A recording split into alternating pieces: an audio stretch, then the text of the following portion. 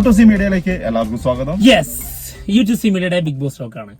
നമ്മളിപ്പോ കഴിഞ്ഞ വീഡിയോ ചെയ്ത് കഴിഞ്ഞ് ജസ്റ്റ് ഒന്ന് ഇരുന്നേ ഉള്ളൂ, അപ്പോഴേക്കും പ്രൊമോ വന്നിട്ടുണ്ട്. ആഗ്രഹിച്ച സാധനം എത്തി. അതെ, എന്തായിരിക്കും സംഭവിക്കുക എന്നുള്ളത് നമുക്ക് പ്രൊമോയിൽ നിന്നുള്ള പിടിയിട്ട. ഇന്ന് ലാലട്ടം വരും.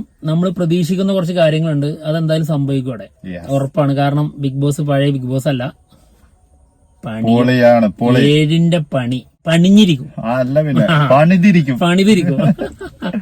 ഓക്കെ, എന്താണെങ്കിലും പ്രൊമോ കാണാം. പ്രൊമോ വന്നിട്ടുണ്ട് കേട്ടോ. 45 സെക്കൻഡ് ആണ്. ലാലട്ടന്റെ അഴിഞ്ഞാട്ടം ഉണ്ടാകുന്നത് 30 സെക്കൻഡ് ആണല്ലോ. 45 ആയോ? Lipstick, lip balm, foundation, blush എല്ലാം ഉണ്ട്. ഇതിന്റെയൊക്കെ പേരിലാണല്ലോ അകത്തെ പൊല്ലാപ്പ് മുഴുവനും. ആ പ്രശ്നം അങ്ങ് തീരട്ടെ എന്ന് കരുതിയ അവർക്ക് ഇതൊക്കെ വാങ്ങിയത്. എന്നിട്ടിപ്പോ എന്തായി? ബിഗ് ബോസ് സമ്മതിക്കണ്ടേ? എല്ലാം അവർ കളിച്ചു തന്നെ നേടണം അത്രേ. എന്തൊക്കെയായിരുന്നു പോയ ദിനങ്ങളിൽ? ഒരാൾക്കെതിരെ മറ്റൊരാളുടെ CID അന്വേഷണം, പിന്നെ ആ CID തന്നെ കള്ളിയാക്കുന്നു, ടാസ്ക് പൊളിയുന്നു, മിഡ് വീക്ക് സസ്പെൻഷനിൽ ട്വിസ്റ്റോടെ ട്വിസ്റ്റ്. എല്ലാം ഇന്ന് ചോദിക്കണം. തല്ലും തലോടലും. പിന്നെ ഒരു കാര്യം, നമ്മുടെ വൈൽഡ് കാർഡ് എൻട്രി റോബോ ഡോഗിന് ഒരു പേര് ഇടണ്ടേ? അതും വേണം. അങ്ങനെ പലതും. ബിഗ് ബോസ് മലയാളം സീസൺ 7 ഇന്ന് രാത്രി 9 മണിക്ക്. റോബോ ഡോഗിന് എന്ത് പേരിടും? നമ്മളിട്ട് നമ്മുടെ പേര് ആ പേര് തന്നെയല്ലേ ഉള്ളൂ. എന്താണ് നമ്മള് പോറ്റി എന്നുള്ളത് ഇടും. പോറ്റി ആള് പോയതുകൊണ്ട് അതിടാം. അല്ലാതെ ലിറ്റിൽ ബോസ് ലിറ്റിൽ ബോസ് കൊള്ളാം, നല്ല പേരല്ലേ. പക്ഷെ അങ്ങനത്തെ ഒരു സാധനം ആയിരിക്കൂല അവര്, കാരണം ബിഗ് ബോസ് ആണല്ലോ. അതാണ് അതിനകത്തൊരു ലിറ്റിൽ ബോസ് അല്ലേ, അങ്ങനത്തെ ഒരു സാധനം അവര് യൂസ് ചെയ്യൂല. ഉൾപ്പെടുന്നത് ചിലപ്പോ ഒരു ഓമന പേര് പോലുള്ള പേരായിരിക്കും, കുറച്ച് സ്വീറ്റ് ആയിട്ടുള്ള അങ്ങനത്തെ എന്തെങ്കിലും ആയിരിക്കണം ഉദ്ദേശിക്കുന്നത്. എന്തായാലും ഒരു പേരുണ്ട് അങ്ങനെ സ്വീറ്റ് ആയിട്ട്. ഏത് തരം പേരിട്ടാലും പല സമയങ്ങളിൽ ഇങ്ങനെ പറക്കണ കാണാം. അതുണ്ടാവും. സത്യം. ഡോഗിന്റെ പരിപ്പ് എടുക്കും. ഡോഗിന്റെ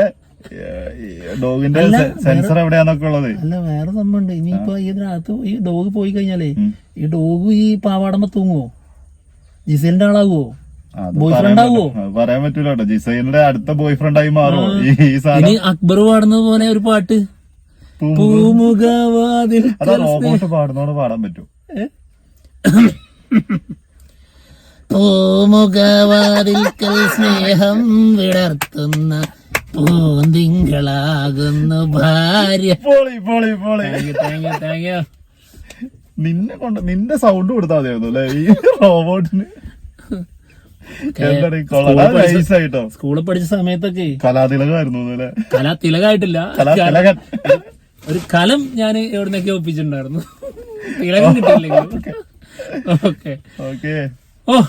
അപ്പൊ തുടങ്ങാം. അപ്പൊ നമ്മളിപ്പോ കണ്ട പ്രൊമോയെ കുറിച്ച് പറയാം. ഇത് ലാലട്ടൻ ഫയർ ആണ്. അതെ, ഇനി വെറുതെ ഈ ഒരു കഴിഞ്ഞ ആഴ്ചത്തെ കുറിച്ച് ഒന്ന് ചിന്തിക്കുക.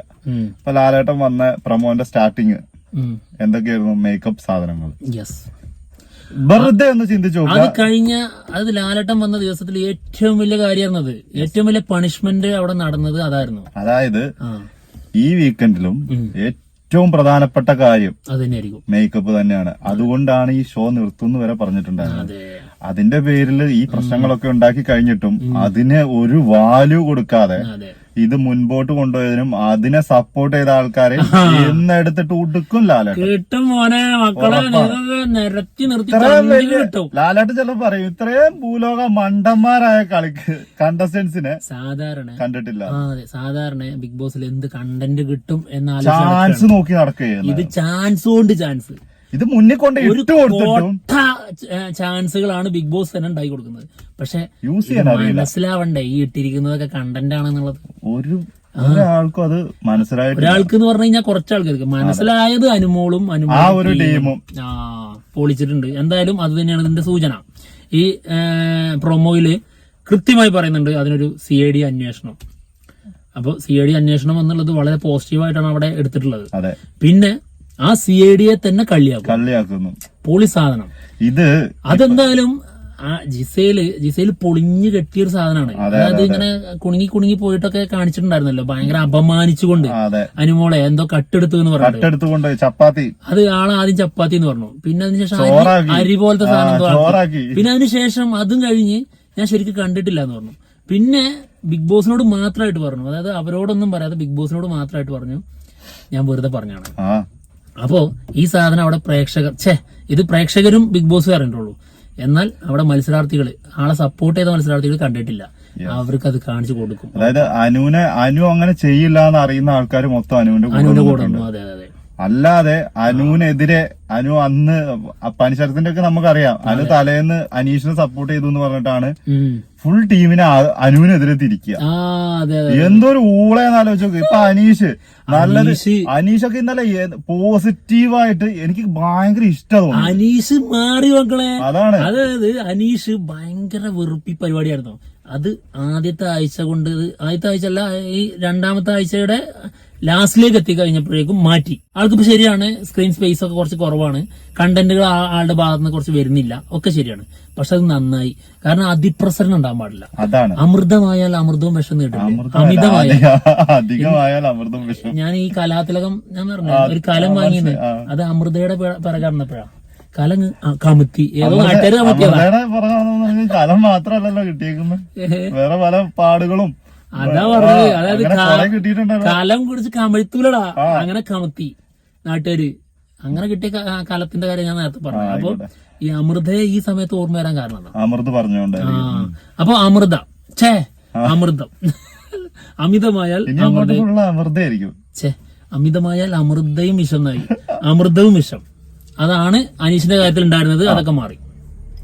അനീഷ് ഇന്നലെ ഇപ്പൊ അതായത് അവിടെ മെയിൽ കണ്ടസ്റ്റൻസിൽ ബെറ്റർ ആയിട്ടുള്ള രണ്ട് ആൾക്കാരുള്ളൂ. സത്യം. ഒന്ന് അനീഷും ഒന്ന് ഷാനവാസും. ഷാനവാസ് ഒരു ഹീറോ പരിവേഷമുള്ള ഒരു മെയിൽ കണ്ടസ്റ്റന്റ് ആണ്. പിന്നെ അനീഷിനോട് എന്താണെന്നറിയോ എനിക്ക് തോന്നിയൊരു കാര്യം കേട്ടോ, എല്ലാവർക്കും എന്തും ഇങ്ങനത്തെ കാര്യങ്ങളൊക്കെ തുറന്നു പോയി പറയാൻ പറ്റും.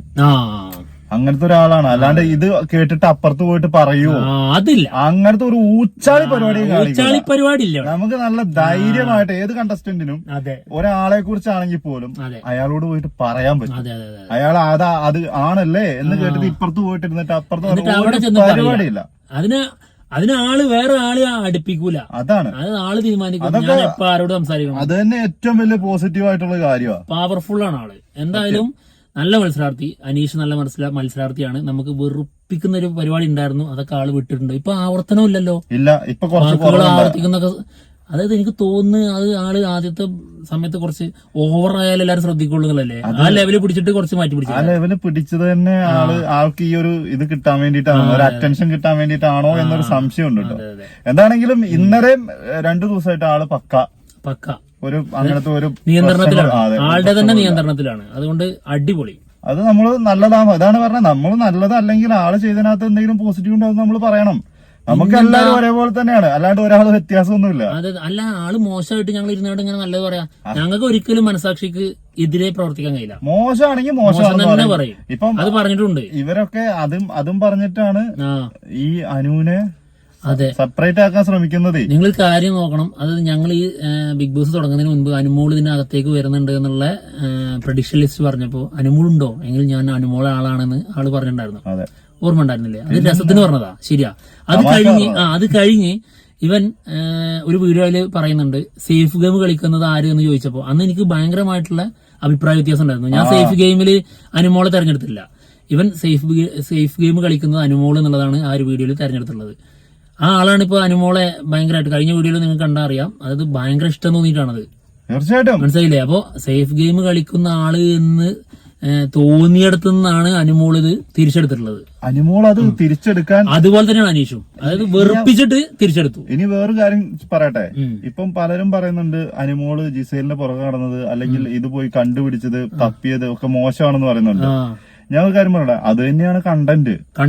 ബാക്കിയുള്ള ഊച്ചാളികൾ അല്ലെ ഉണ്ണാക്കന്മാർക്ക് കഴിയാത്ത കാര്യം ആ പെൺകുട്ടി അവിടെ ഒന്നും ചെയ്തില്ലേ? പിന്നടാ അവിടെ ആ ഒരു സാധനം പൊക്കിക്കൊണ്ടിരിക്കുമ്പോഴും അവിടെ ഇരുന്നിട്ട് കമന്റ് അടിക്കുകയായിരുന്നു കരിമൊണ്ണ ചെക്കന്മാര്, മൊണ്ണകള്. അത് അനീഷും ഷാനവാസും അതില്ല. അല്ല, ബാക്കി എല്ലാരും എന്ത് ഊളകളാന്ന് പറയണം. അവിടെ ഇരുന്നിട്ട് തപ്പിക്കൊണ്ടിരിക്കുമ്പോ അവളത് പറഞ്ഞില്ലേ, അവൾ അങ്ങനെയല്ലേ, അവൾ ഇങ്ങനെയല്ലേ, അടിക്കും മോനെ ഷേപ്പ് അങ്ങോട്ട് മാറ്റാൻ തോന്നുന്നു. കൊറേ ഇത് സപ്പോർട്ട് ചെയ്യുന്നതാണ് സത്യം. മൊണ്ണകള് സത്യമായിട്ട് ഞാനങ്ങ് അഡ്ജസ്റ്റ് ചെയ്ത് അങ്ങ് അടങ്ങുവാണ് ഞാൻ. പാട് അക്ബർ നല്ല പാട്ടുകാരനാണ്. മാനമേ ഒരു രാഗമേഘം താ. ഇതൊക്കെ നമുക്ക് നേരെ നോക്കി വിളിക്കണം എന്നുണ്ട്, പക്ഷെ പറ്റുന്നില്ല. അതുകൊണ്ട് നമ്മൾ പാട്ടിലൂടെ ജസ്റ്റ് ഫോർ ഫൺ അത്രേ ഉള്ളൂ. എന്താണെങ്കിലും ഇന്നത്തെ പ്രൊമോ പൊളി. അപ്പൊ ഇന്ന് എന്തൊക്കെ നടക്കുമെന്നുള്ളത് നമുക്ക് അതിൽ നിന്ന് മനസ്സിലാവുന്നുണ്ട്. അടുത്ത പ്രൊമോയ്ക്ക് വേണ്ടിയിട്ട് വെയിറ്റിംഗ് ആണ്. അതെ, നോക്കാം. ഇന്ന് ലൈവ് ഒന്നും ഇവിടെ ഒരു വിഷയമല്ല നമുക്കിവിടെ. അപ്പൊ ലൈവിൽ അല്ലെങ്കിലും കാര്യമായിട്ടുള്ള പരിപാടികളൊന്നും കാരണം നാളെ നമുക്ക് ഇങ്ങനത്തെ സാധനങ്ങളൊക്കെ തന്നെ ഉള്ളൂ എന്നൊക്കെ ചെയ്യാൻ കേട്ടോ. എന്താണെങ്കിലും അടുത്ത പ്രൊമോയ്ക്ക് വേണ്ടി വെയിറ്റ് ചെയ്യാം. എന്തായാലും പോവാം, താർക്കാം.